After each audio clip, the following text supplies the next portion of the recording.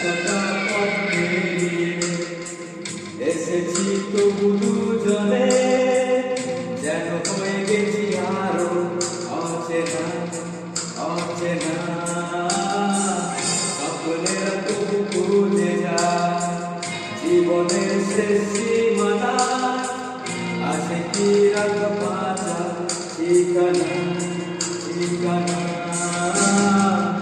আরো একবার চলো ফিরে যাই, পাহাড়ের ওই বুকেতে দাঁড়াই, আকাশের হাত ছাড়িতে সারাদিন কি হবে না ভেবে।